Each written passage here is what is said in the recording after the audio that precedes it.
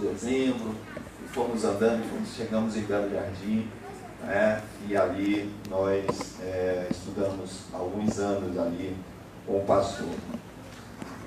Uma vez uma irmã falando alguma coisa, ela não sabia que eu tinha estudado aqui, ela disse, né, quis assim desqualificar os pastores que estudaram aqui, dizendo que tinham sido formados fazendo cursos ou em faculdade de fundo de quintal, né? Mas eu dou graças a Deus, porque aqui, amados, com esses homens de Deus, eu tive, com certeza, muito conhecimento, galguei muitas experiências, e provavelmente uma faculdade, digamos assim, com uma estrutura melhor, eu talvez não teria conseguido. E hoje aqui eu reencontro o pastor Roberto, depois de muitos anos, né? E eu agora vem a maior lembrança ainda, porque o pastor Roberto estudava com a gente. E nessa turma, nesse grupo, né? Pastor Roberto, pastor da Igreja Batista Belo Jardim, pastor Joel, que pediu aposentadoria mais cedo, né? Foi para o Papai do Céu, está lá no gozo, mas foi pastor da Igreja Batista Moriá, e o pastor Pedro, né, que hoje está lá em Novo Testamento. Então, desse grupo saíram 3 pastores, e a gente louva a Deus por isso. Amados, eu gostaria mais uma vez de agradecer ao irmão Marcelo e à igreja, e esclarecer que faz algum tempo que eu não aceito convite para pregar em outras igrejas, né? Não tenho aceitado sair de Novo Testamento. Os irmãos de Belo Jardim sabem disso, talvez os outros irmãos não saibam. Eu passo por um problema de saúde, tenho uma pequena alteração na parte emocional, né? A gente passou pelo período de depressão, né? Leve, mas um problema que é ocasionado pelo trabalho, pelo sistema onde nós trabalhamos ainda, estamos afastados do serviço secular, e isso tem causado certos desconfortos, não me sinto muito à vontade de pregar em outras igrejas. Como eu tenho dito quando os irmãos me convidam, eu digo, irmão, eu nunca sei como eu vou estar amanhã, né? Hoje eu evito, porque hoje eu estou de uma forma, amanhã eu não sei como é que eu vou estar, então eu evito. Mas o irmão Marcelo já algumas vezes tinha me convidado, né? Eu pensei em novamente não aceitar, mas aí eu fiquei constrangido e disse, poxa, o irmão já me convidou tantas vezes, eu vou aceitar. Algumas pessoas, amados, já perguntaram, pastor, né? Pastor com depressão, né? Amados, talvez você me pergunte, uma irmã também uma vez me perguntou, e ela estava passando a mesma situação, e eu disse a ela, irmã, olha, eu não sei por que eu estou assim, mas talvez eu estou assim para ajudar pessoas como vocês, como a senhora, né? Porque só quem passa por essa situação é que sabe realmente como ela é. A pessoa diz, eu posso imaginar, você não consegue nem imaginar, chegar nem perto do que seja essa enfermidade. Uma coisa eu sei, amados, tudo que Deus faz tem um propósito, nada é sem o seu propósito. E uma coisa que eu aconselho, se algum dos irmãos vier ter ou conhece alguém que tenha isso, né? não é bobagem, não é uma coisa tola, é realmente uma situação séria, uma doença séria. Segundo os médicos, é a doença atual do ser humano. E um conselho que eu dou aos irmãos, né? Faça o tratamento que eu opcionei, que eu optei, foi por Deus, e tratar com o Senhor. Tá? Faço o tratamento com o médico, com as pessoas, mas o meu tratamento é com o Senhor. Palavra de Deus e o Senhor. Tá?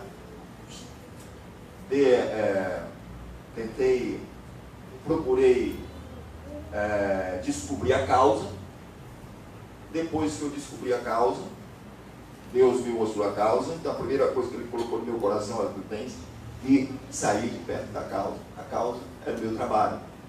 Então, pedi licença, estou longe do trabalho e me trato com a palavra de Deus e com o Senhor. Assim como Ele tratou Elias, alimentando e ajudando ele, confortando, é assim que eu tenho me tratado. Graças a Deus, eu posso dizer aos irmãos que eu estou 90% já recuperado, né? E eu tenho certeza que Deus vai recuperar esses 10% para a honra e glória dele. Amados, eu falo um pouquinho, eu sou bem calado, mas quando eu subo no púlpito, aí parece que vai embora. Eu vou pedir aos irmãos que abram as suas Bíblias em Êxodo capítulo 27, versículo 16. Êxodo 27, 16. Eu vou pedir permissão ao irmão Marcelo para fugir um pouquinho do tempo. Mas depois a gente vai, de uma certa forma, a gente vai chegar aonde o irmão imaginou. Êxodo 27, verso 16 apenas. Nós vamos ler e depois vamos fazer uma breve oração. Êxodo 27, 16 diz assim a palavra de Deus: e à porta do pátio haverá uma coberta de 20 côvados de azul e púrpura e carmesim, e o linho de vinho torcido, de obra de bordador, e as suas colunas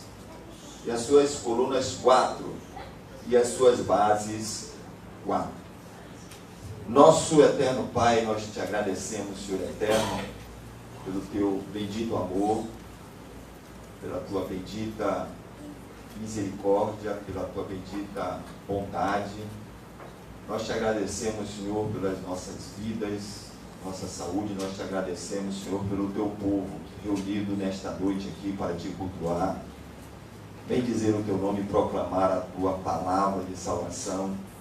E também em agradecimento, Senhor, por mais um ano de existência desta igreja. Ó Pai Santo, que esta igreja continue com o propósito de levar a tua palavra Senhor, a todos aqueles que ainda se encontram nas regiões de sombra da morte. Que a tua igreja permaneça fiel a ti, Senhor. Que a tua igreja busque, Pai Celestial, com afinco, com coragem, com determinação, te servir, Senhor, com toda a sua força, com toda a sua lealdade. Nós te rogamos em nome de Jesus, para a tua honra e glória, nós te oramos em nome de Jesus. Amém. Amém. Podeis vos assentar. Amados irmãos, nesta noite eu quero falar para os irmãos sobre 3 portas. Mas, pastor, nós estamos acostumados a ouvirmos só a respeito de uma porta. eu lhe chamei para o senhor falar das doutrinas dos apóstolos, e as doutrinas dos apóstolos. Falei um apóstolo, vem falar de transporte aqui. Será que o senhor, além de deprimido, o senhor também perdeu a razão? Não, amados, não é isso. Amados, quando o irmão me deu o tema, eu imaginei, não posso chegar lá e falar para a igreja a respeito da certeza da salvação, a respeito da depravação total, os pontos calvinistas, falar, amados irmãos, sobre tanta coisa para a igreja. Mas eu pensei, e há muito tempo eu venho trabalhando nesse sentido na igreja, e eu tenho sentido também, não só na igreja onde eu estou, mas no meio do povo de Deus, digamos assim, uma falta de compromisso com o Evangelho. Eu tenho sentido que a igreja, ela caminha de forma displicente, muitas vezes fria, sem ânimo. E eu penso, não adianta nada, amados, eu chegar aqui e falar das doutrinas bíblicas dos apóstolos, e a igreja sair daqui conhecendo mais alguma coisa sobre as doutrinas, e isso ficar sem mexer com a igreja, sem dar uma sacudida na igreja. Eu tenho sentido, amados irmãos, que nós estamos falhando, nós estamos muito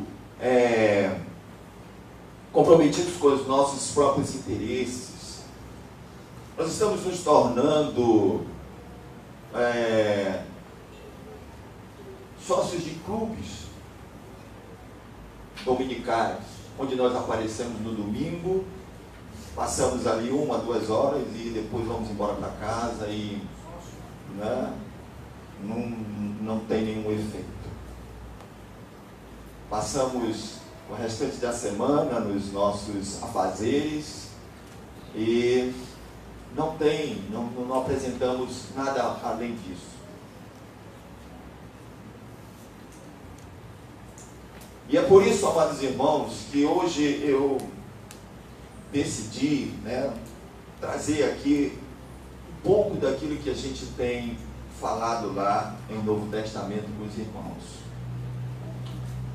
Amados, talvez os irmãos já tenham ouvido falar muito sobre o tabernáculo. Não sei se os irmãos já tiveram um estudo a respeito do tabernáculo, aonde Deus se apresentava no meio do deserto para o povo. Mas, amados, interessante como aquela construção, como aquele local estava preparado não só para o povo judeu, mas ele também já estava preparado, amados irmãos, para a igreja. Ele também, ali nós encontramos, amados irmãos, em todos os detalhes, nós encontramos Cristo, o Senhor, o Salvador. E é muito, mas muito, muito, muito maravilhoso. Quando eu falo de 3 portas, no decorrer da mensagem, os irmãos vão entender.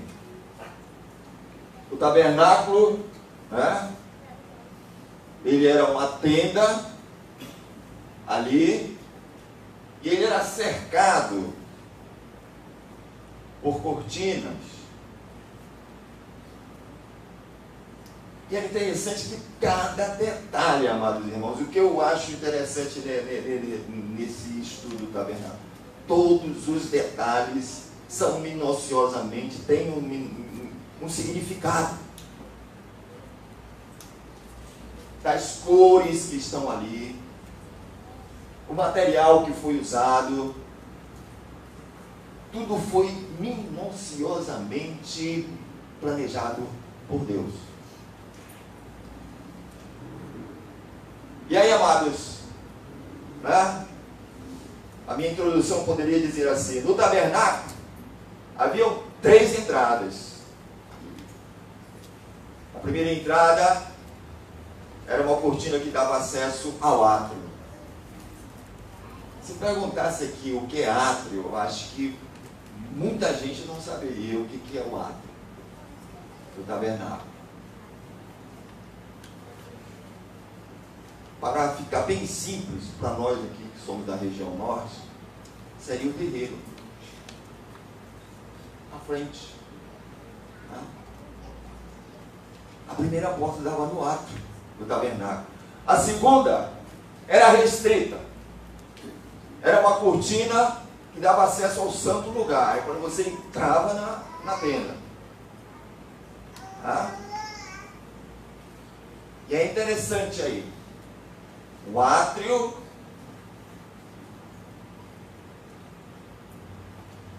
qualquer pessoa podia ir até lá, sendo judeu. Sendo judeu. Só tinha uma restrição que não podia ser de outra nação. Tinha que ser judeu. Mas no santo lugar já começava a restrição.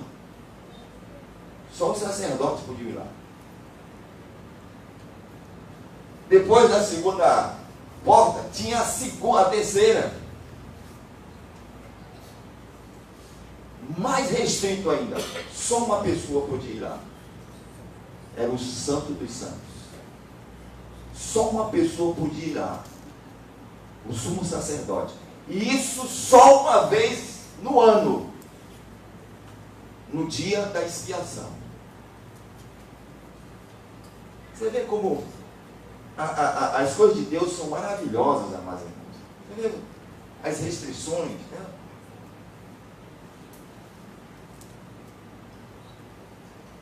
Quando a gente fala de eleição, né, porque não sei o que e tal. Mas você vê como Jesus, o próprio Jesus, ele fazia assim, uma eleição com ele. 12 apóstolos. 3 íntimos. Viram a sua transfiguração, estavam perto dele.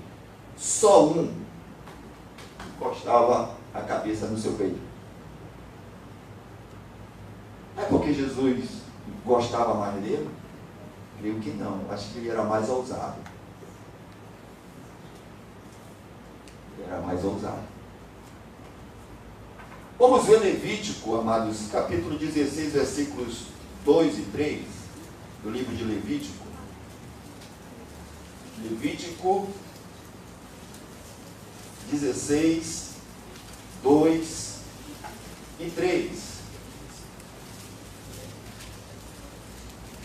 Disse, pois, o Senhor a Moisés: dize-lhe a Arão, teu irmão, que não entre no santuário em todo o tempo para dentro do véu, diante do propiciatório que está sobre a arca, para que não morra, porque eu apareço na nuvem sobre o propiciatório.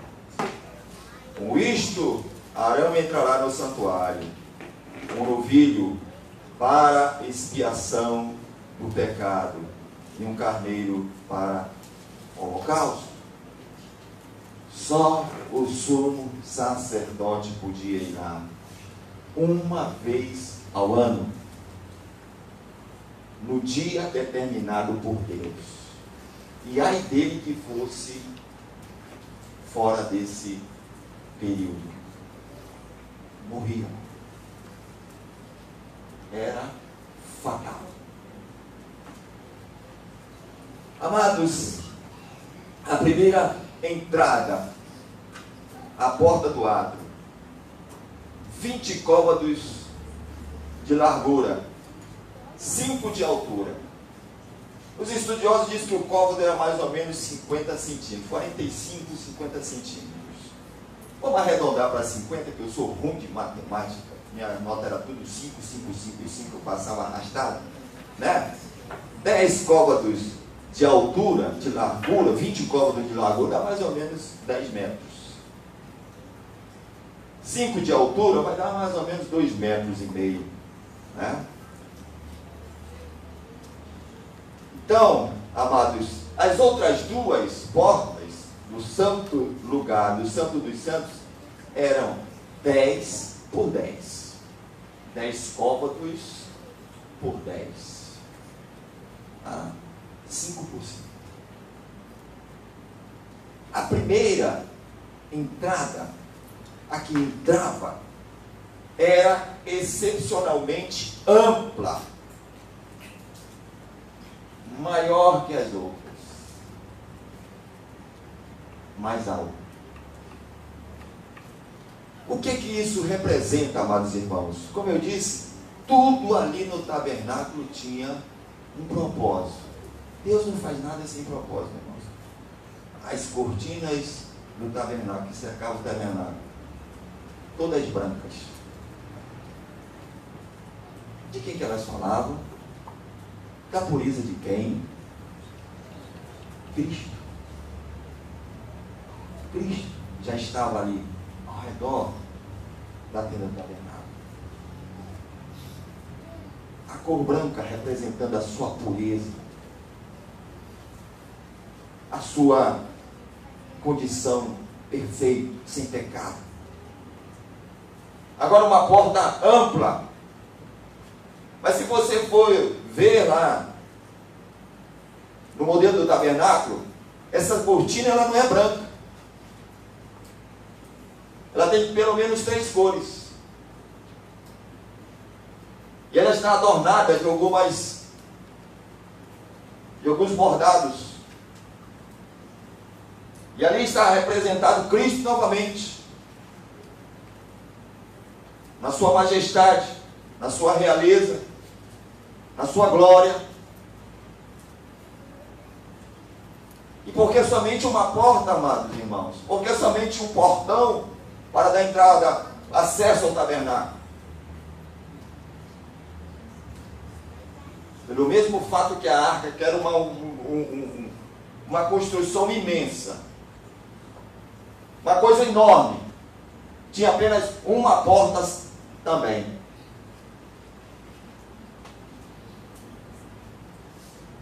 Sabe por quê? Porque elas anunciavam que um dia ia aparecer a verdadeira porta. João 10, 9. Alguém disse lá: eu sou a porta. Quem entrar por mim, salvar-se-á. Entrará e sairá e achará pastagem. A porta da arca, a porta do tabernáculo, já apontavam para a grande e maravilhosa porta, Jesus Cristo. Amplo, fácil de se acessar. É difícil chegar a Cristo, amados irmãos? Tem alguma dificuldade para chegar a Cristo? Não. O que é que precisa para chegar a Cristo? Apenas levantar a mão, confessá-lo como o Senhor e Salvador de sua vida, arrepender-se. É difícil isso? Não. Amplo, espaçoso.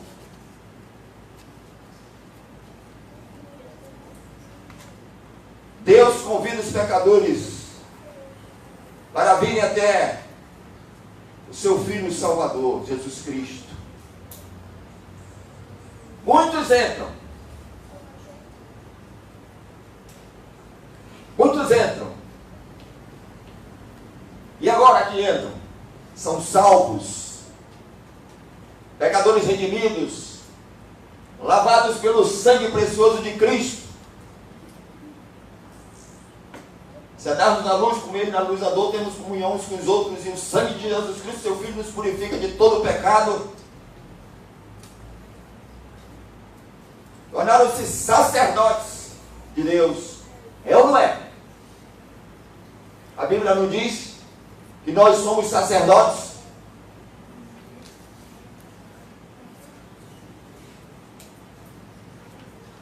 Somos sacerdotes, e agora quem não...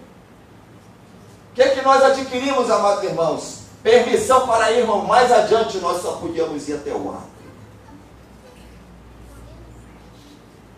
Nós só podíamos chegar até o átrio. E ali estava um altar de bronze, onde nós tínhamos que levar.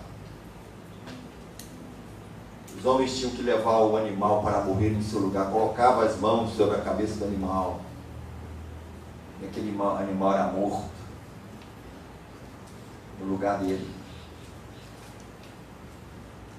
Aquele altar também era Cristo, amados. Aquele altar era Cristo também. Sabe de que ele era revestido? Ele era feito de madeira. Você sabia que aquele altar é feito de madeira? Cristo. Madeira. Falando sobre a sua humanidade. Madeira, árvore. Árvore, ela está onde? Na terra. Mas madeira não aguenta fogo, né, amados? Madeira não suporta fogo. Aí Deus disse, agora reveste ele com bronze. Veste essa madeira com bronze.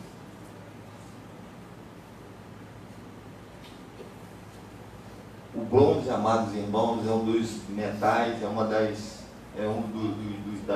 do material que mais suporta calor.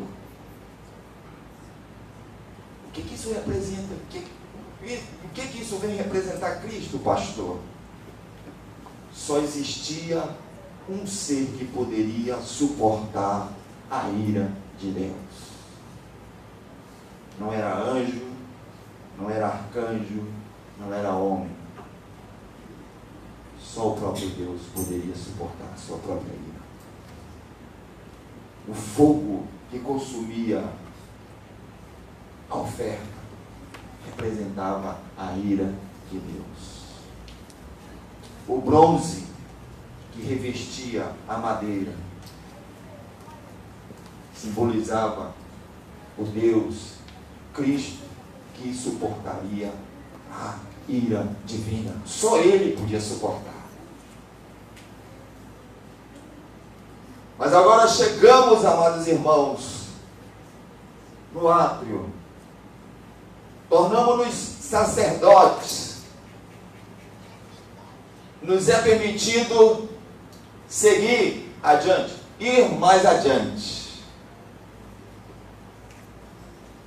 Entrarmos no santuário celestial. Porém, amados, a grande maioria fica do lado de fora.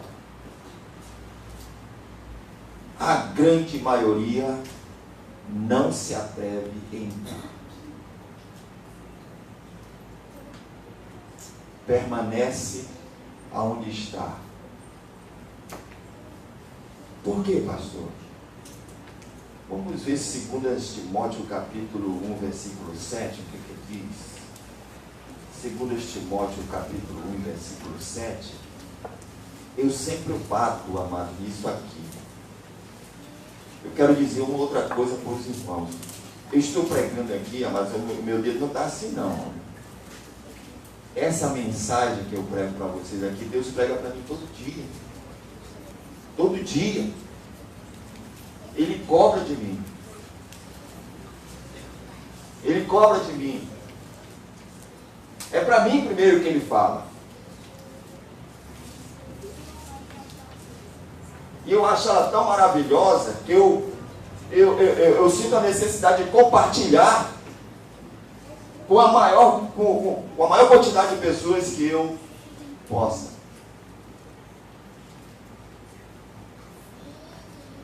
2 Timóteo capítulo 1, versículo 7, a palavra de Deus nos diz desta forma: porque Deus não nos deu o espírito de temor. Tem, se tiver uma atualizada aí, vai estar lá covardia. Tem uma atualizada aí? Lá o pastor Luiz Carlos. Espírito de covardia, né, pastor? Eu gosto dessa tradução. Porque Deus não nos deu um espírito de covardia, mas de fortaleza, de amor e moderação. Infelizmente, amados, eu vou falar isso aqui para vocês, infelizmente, a maioria dos crentes hoje são covardes. A maioria não são atrevidos, muitos, a maioria são covardes. Aí sabe quando essa palavra na minha mente, chega na minha mente, covarde, eu só me lembro de Gideão. Eu só me lembro de Gideão. O Senhor diz, olha, Gideão vai enfrentar os midianitas. Aí Gideão, ele forma um exército de 32 mil homens. Aí o Senhor diz assim, Gideão, tem muita gente aí. Eu fico imaginando Gideão. Gideão foi um homem de muita fé, sabe? Eu não sei se eu teria toda aquela coragem dele, não. Gideão tem muita gente aí. Diz para os tímidos e covardes ir embora. Aí talvez Gideão, né? Ele pensou assim, eu vou dizer isso aí, vão uns 4 pessoas aí, talvez, muito 10. O Senhor disse que os tímidos e covardes foram embora. Quantos foram embora? 22 mil. Sobraram quantos? 10 mil. Você já imaginou, amados irmãos? O camarada chegar para um exército de 32 mil e dizer assim, olha, quem for tímido e covarde pode ir embora. Aí você vê, eu pegando uma bolsinha aqui e indo embora. Aí ele fica desesperado, né? E pelo amor de Deus. 22 mil indo embora assim. Você sabe o que acontece isso hoje? O irmão estava falando, e a gente sabe disso, das igrejas que abandonaram a doutrina e se associaram ao mundo, se associaram a esse evangelho fajuto que está aí, doce, esse evangelho fácil, esse evangelho que permite tudo, porque ele não quis ficar com 4. Ele chegou à conclusão de, se eu continuar pregando isso aqui, eu vou ficar, eu, minha mulher, minha filha, meu filho e mais os 2 irmãos, e o resto vão embora. Não, eu prefiro mudar. Eu vou falar aquilo que o pessoal quer ouvir. Eu não vou falar o que Deus manda eu falar, não. Eu prefiro ficar com multidão de gente do que ficar com Deus. Essa é a escolha.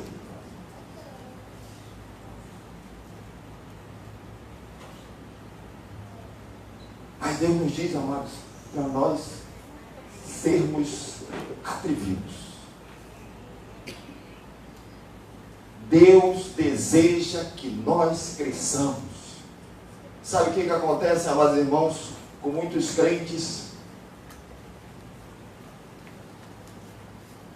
Se tornam imaturos, medíocres, pequenos. Uma coisa que até hoje nós ainda não conseguimos colocar na cabeça dos novos convertidos. A falta é nossa. O novo convertido levanta a mão para receber Cristo, ele senta lá no banco lá de trás, e lá ele fica 1 ano, 2 anos, 3 anos, 10 anos, e ele não se levanta de lá. E muitos crentes acham, eles têm aquela ideia assim, uma ideia bem egoísta.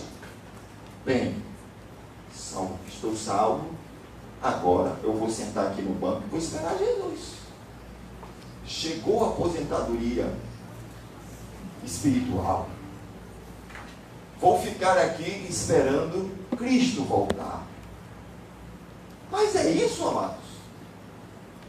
Eu costumo dizer, pelo contrário, amados, começou a sua batalha. É muito pelo contrário. Agora que você tem que trabalhar. Agora que você tem obrigações. Agora que você tem compromissos. Olha como a palavra palavra de Deus descreve os crentes. Mas a maioria só quer ser reconhecido como príncipe, herdeiro de Cristo, filho de Deus. Ele só quer ser reconhecido assim. Ungido de Deus, não pode ser ungido de Deus. Aí ele não quer nem saber que a palavra de Deus chama ele de servo, trabalhador. Essa palavra, então, tem muitos que se torcem todinho. Trabalhador, soldado. Não, essa aí não. Essa aí é negócio de soldado. Trabalhador. Não. Servo. Que é isso? É isso, irmãos. Somos filhos? Somos. Somos cordeiros de Deus? De Cristo? Somos. Mas nós somos servos. E o que o servo faz? Ele serve. O trabalhador, o que ele faz? Ele trabalha. O soldado, o que ele faz? Ele batalha, ele combate, ele luta. Mas não quer. Quer ficar sentado. Não fazem nada por Deus. Vivem a sua vida egoisticamente. A mão não dá para estender um folheto. Passa toda semana, não fala uma frase para evangelizar uma pessoa.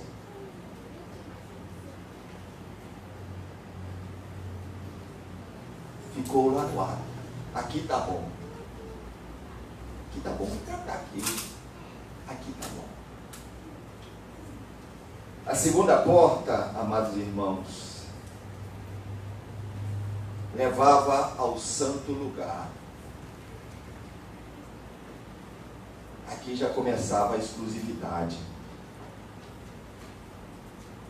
O santo lugar era exclusivo àqueles que se atreviam a entrar para ministrar, para trabalhar, para fazer a obra. Os sacerdotes. Cada crente é um sacerdote. Agora, sabe o que eu acho interessante, amados? É que os sacerdotes, eles já sabiam suas obrigações. Não precisava o sumo sacerdote todo dia chegar e, olha, tem que acender as lâmpadas do candelabro, tem que trocar os pães da proposição, né? tem que limpar aqui, não. Já sabia, chegava já, cada um ia fazer sua obrigação. A Bíblia é maravilhosa, né? É muito maravilhosa. Ela nos ensina a servir a Deus, e nesse meio tempo também nós aprendemos a conviver na sociedade. Nesse ponto, conviver como aqueles que servem, que trabalham. Um dos grandes problemas que alguns trabalhadores enfrentam é que eles só pegam no tranco, né? Ele chega no trabalho, ele sabe que ele tem que apertar aquele parafuso ali. Mas ele vai escovar seu dente, depois ele vai não sei para onde, depois ele vai espreguiçar, e o parafuso está lá esperando para ser apertado. É preciso que o chefe chegue com um amigo, não vai apertar o parafuso. Que horas é que tu vais apertar o parafuso? Ah, tá bom, vou lá. Aí apertou o parafuso, ele tem que apertar outro depois, aí ele volta. Sim, tu não vais apertar o outro, é só um tranco. Aí depois, quando ele vai embora, o chefe não gostava de mim. Ele não gostava do seu trabalho. O Senhor tinha dito para Moisés, olha Moisés, tu falas isso aqui. É isso aqui. As determinações são essas. Cada um já sabia o que fazer. Não precisava ninguém estar mandando. Eu pergunto, você e eu e você, não sabemos o que não devemos fazer? Por que não fazemos? Por que ainda não fazemos? O que está faltando? Está faltando o dono da seara ir lá e pegar pela mão, pelo braço? Sim, tu não vai fazer não? Eu acho um texto muito maravilhoso aqui, amados. É João. Deixa eu ver se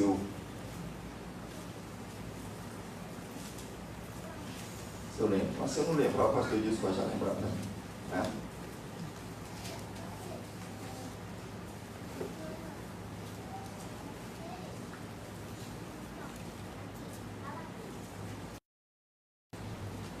Aquele texto, o pastor disse que Jesus diz que nós somos servos inúteis. João? Lucas 17, isso, né? Lucas 17, 10, não é isso? Eu acho que é o 10. Eu sempre confundo com o João. Lucas 17, 10, amados. Olha o que Jesus diz aqui. Assim também vós, quando fizerdes tudo o que vos for mandado, dizei: somos servos inúteis, porque fazemos somente o que devíamos fazer. Olha, somos servos inúteis, porque fazemos somente o que devíamos fazer. Agora eu fico procurando uma palavra para descrever o servo que não faz nem o que ele era para ele fazer. Eu até agora não consegui encontrar. Quando eu faço a minha obrigação, eu sou inútil. E quando eu não faço a minha obrigação, eu sou o quê? Imprestável? Não sei. Quando vocês fizerem somente a obrigação de vocês, vocês podem bater no peito assim, dizendo: eu ainda sou inútil, porque eu estou fazendo a minha obrigação. E quando eu não faço uma obrigação, Senhor, o que eu sou?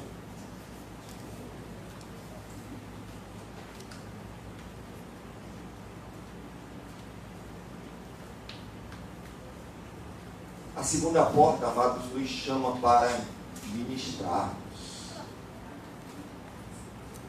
para servirmos,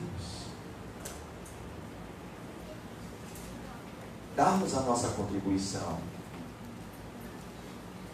A igreja hoje, amados, ela está parada. Ela está vendo, como diz aí, a banda passar. Amados irmãos, hoje nós temos o compromisso de pregar o Evangelho muito maior do que aqueles irmãos que o irmão leu aí, que organizaram essa igreja aqui em 1953. O nosso compromisso hoje é muito maior. Sabe por quê, amados? Eu vou dizer para você por quê. Porque hoje o pecado está escancarado nas nossas portas. Na época de 1953, amados, eles eram nascidos, eu nasci 10 anos depois. Mas eu tenho certeza, porque eu vivi 63 em diante, e eu conheci a minha década de infância, minha adolescência e uma parte da juventude. Não existia esse negócio que existe hoje, não. Existia, mas era algo assim, bem estrito, era lá, escondido. Pessoas que praticavam certas coisas tinham até pudor de falar. Hoje está escancarado. Eles estão empurrando para dentro das nossas casas. de goela abaixo sobre nós, em nós. E como é que nós estamos reagindo? Passivos. Não movemos um dedo, não falamos, não damos um ai.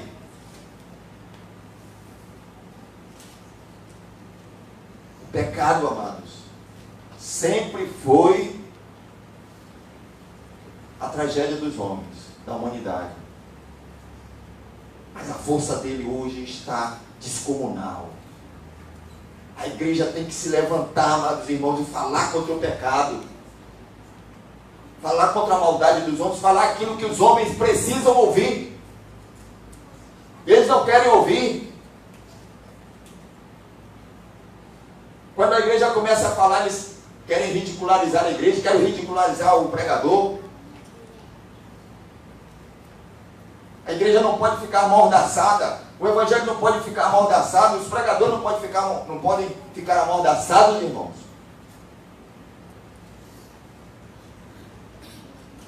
Nós não podemos ficar passivos a isso, sem atitudes.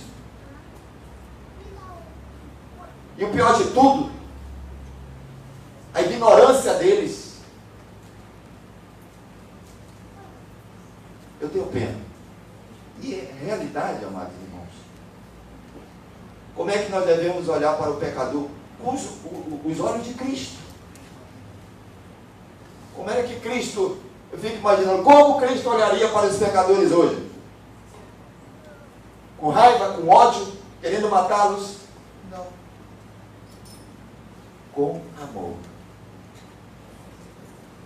Ele ia dizer: errais, não conhecendo as Escrituras nem o poder de Deus. Eles não sabem o que falam. Eles estão completamente sem luz, nas trevas. Você sabe um texto que me deixa, a voz embaraça quando eu leio? Mateus 4.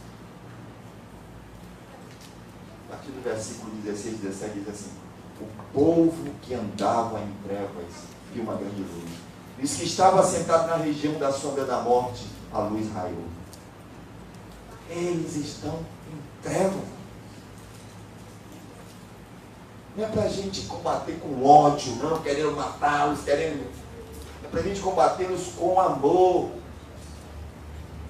querendo que eles se salvem, dizendo: ele, amigo, ei, você, não é da forma que você pensa, não é da maneira que você pensa, é diferente. Sabe como é que os pecadores acham que Cristo vai voltar ainda? Mas eles acham que Cristo vai voltar tentando provar que Ele é o Filho de Deus, tentando provar que Ele é o Cristo. Outro dia eu estava assistindo um programa, eu vi isso, né? O camarada querendo desqualificar os pregadores, ele estava pregando, aí Jesus entrava, né? Aí ele se apresenta: eu sou Jesus. Aí o pregador disse: não, você está brincando, né? Eu sou Jesus. Aí a água dele ele transformava em vinho. É o mágico. Vamos aplaudir o mágico. Eu sou Jesus. Aí tinha lá um sentado lá na cadeira de rodas. Levanta e anda. Aí o camarada andava. Aí ele dizia assim: é um macumbeiro, vamos quebrar ele no cacete. Em suma, botava Jesus para fora. Eles pensam, amados, na ignorância, que Jesus vai voltar dessa forma, querendo provar que Ele é o Filho de Deus, que Ele é o Salvador. É dessa forma que Jesus vai voltar na sua segunda vinda, amados? Querendo provar alguma coisa, querendo convencer os homens que Ele é o Filho de Deus.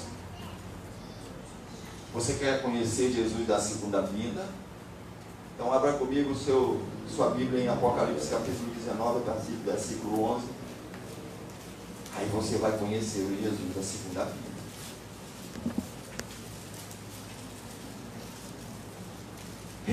Ele não vem mais para provar nada não, amados. Em João 3, a partir do versículo 16, diz assim: porque Deus amou o mundo de tal maneira que deu seu Filho unigênito, para que todo aquele que nele crê não pereça, mas tenha vida eterna. Porque Deus enviou o seu Filho ao mundo, não para que condenasse o mundo, mas para que o mundo fosse salvo por ele. Quem crê nele não é condenado, mas quem não crê já está condenado, porquanto não creu no nome do unigênito do Filho de Deus.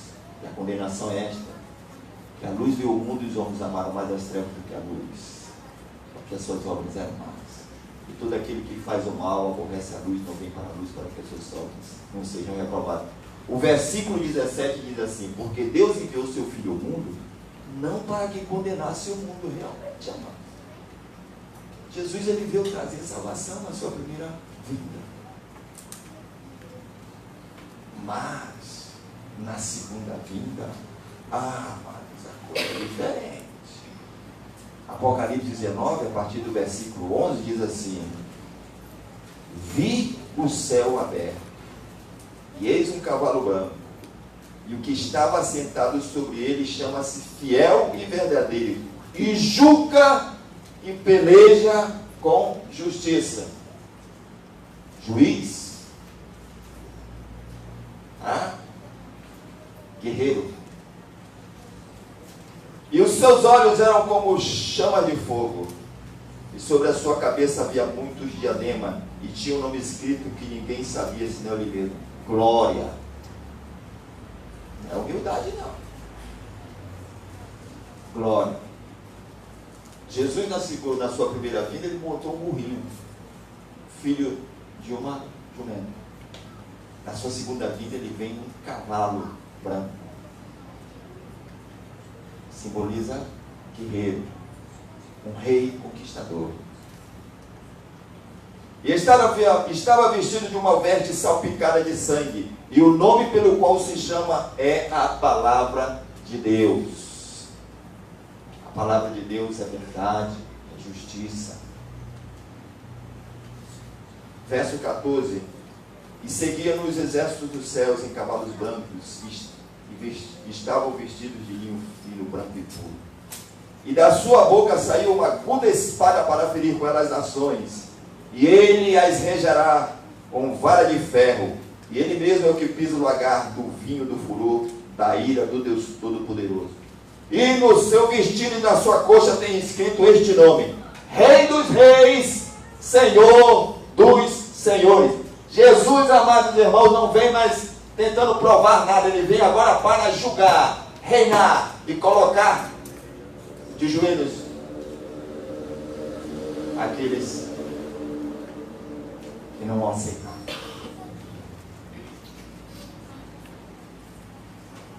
E os homens pensam que Jesus vai voltar ainda ouvindo. Sou eu, pessoal. Sou eu. Veja como a necessidade, como uma grande necessidade, amado. Os homens estão totalmente nas trevas a respeito de Jesus. Hoje, 2018 anos, com toda a tecnologia, mas eles continuam ainda totalmente analfabetos, totalmente ignorantes a respeito do Evangelho. Culpa de quem?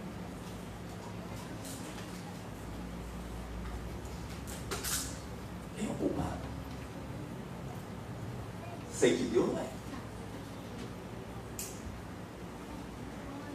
Eu e você, que não fizemos o nosso dever de casa.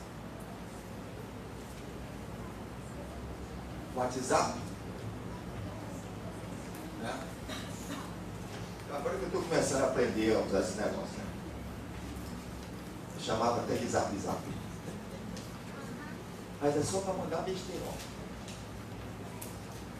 Não sei o que daqui, não sei o que daqui. Discute com um, discute com o outro, fala mal com um, fala mal. Não manda um versículo. Está lá. Tem, sei lá, dezenas, às vezes centenas de contatos lá. não manda um versículo para os seus contatos. Manda uma palavra, não manda nada. E ainda diz assim, eu sou crente. Eu sou crente. Mas vamos chegar à terceira porta, né? Mas senão a gente, daqui a pouco, que vocês vão acertar aquela porta ali, eu vou ficar sozinho aqui. A terceira porta, amados, nos leva ao Santo dos Santos. Exclusividade total. Comunhão íntima com Deus. Como eu disse, Jesus tinha 12 apóstolos. 3 íntimos. Mas só um. E quando os outros queriam saber de alguma coisa, pergunta dele.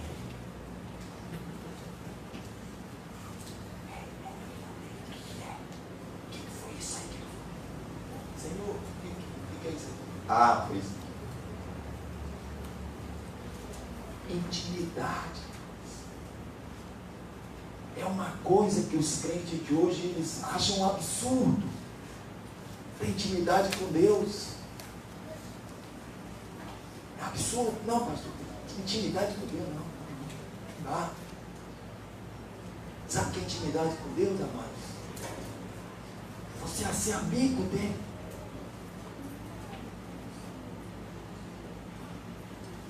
Você tem um amigo? Você tem um amigo bem chegado.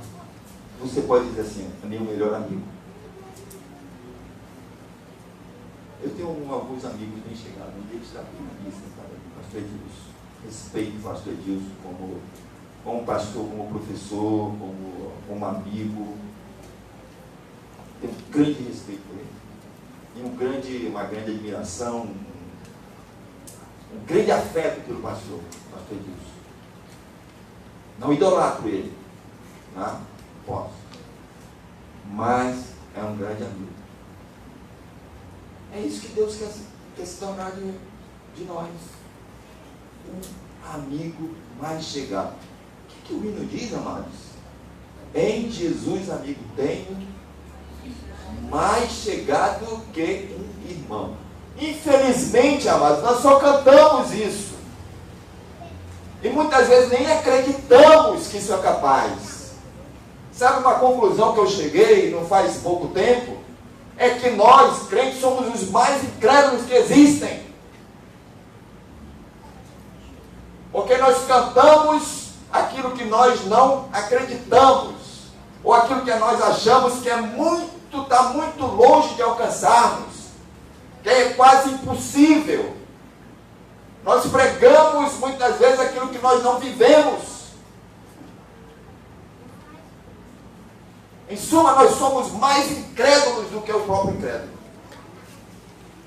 O hino diz, em Jesus amigo tenho, mais chegado que o irmão. Eu pergunto, você crê nisso? Jesus é isso mesmo para você? Íntimo, a terceira porta. Intimidade. Intimidade.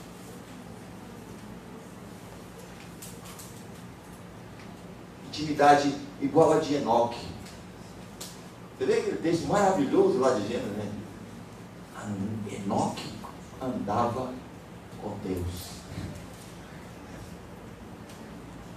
Pastor Marcos, uma vez no seminário, ele contou uma história, não sei se o Roberto lembra, falando sobre esse texto, né? Um comentarista disse assim que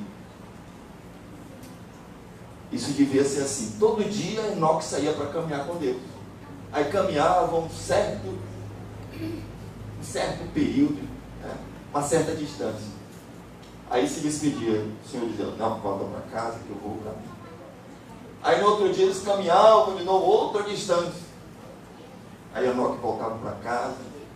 Só que um dia eles caminharam tanto, que ficou longe da casa de Enoque. Aí o Senhor disse, Enoque, está muito longe para a tua casa, está mais perto da minha. Vamos comigo para a minha casa. Aí claro que isso é só uma ilustração, né? Mas o que eu acho interessante é que Enoque andava com Deus, comunhão, intimidade. Eu pergunto, Deus quer ter intimidade conosco? Ele está aberto para ter intimidade conosco? Está. Tem possibilidade de ter intimidade com Ele? Tem. Isaías 6. Buscai o Senhor enquanto se pode achar. Invocai-o enquanto Ele está perto. Ele não está longe, não, disse. Enquanto Ele está perto. Quase como se eu pudesse tocar. Mas a maioria dos crentes não quer ter comunhão com Deus. Sabe por quê? Começar a concluir a mensagem. Sabe por quê que a maioria dos crentes não quer ter intimidade com Deus? Porque para ter intimidade com Deus é preciso de algo muito importante. Santificação. Sede santo, porque eu sou santo. Andarão dois juntos se não estiverem de acordo? Claro que não. A maioria dos crentes não querem ter comunhão com Deus, intimidade com Deus. Senhor, mas fica aí, fico aqui. Tá? Não precisa a gente se encostar muito, não. Fica aí. É porque Deus faz exigências. Esse é o grande problema. É isso também que nós temos que falar para os pecadores. Você quer ser salvo, meu filho? Você quer ir para o céu? Você não quer ir para o inferno? Você precisa aceitar as exigências de Deus. Sabe por quê? Porque os pecadores, hoje eles querem ir para o céu abraçados por seus pecados. E estão ensinando isso para eles aí fora? Não, você vai para o céu sim. Pode ser abraçado pelos seus pecados, não tem problema não. Se alguém quiser vir após mim, olha, se alguém quiser vir após mim, renuncie-se a si mesmo, tome sobre si a sua cruz e siga-me. 3 exigências. É só isso daqui. A pessoa não quer renunciar. Sou jogador de futebol. Sentei Jesus. Vai abandonar o futebol? Não, isso é minha profissão. Vou continuar lá dando chute na canela do outro jogador.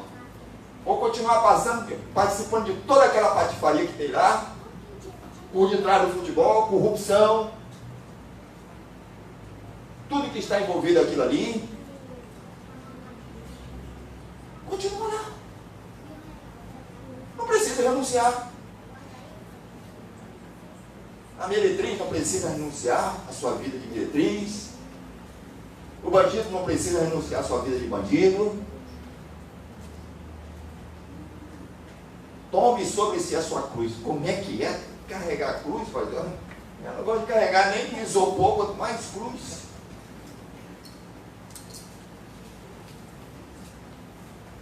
Seguir a Cristo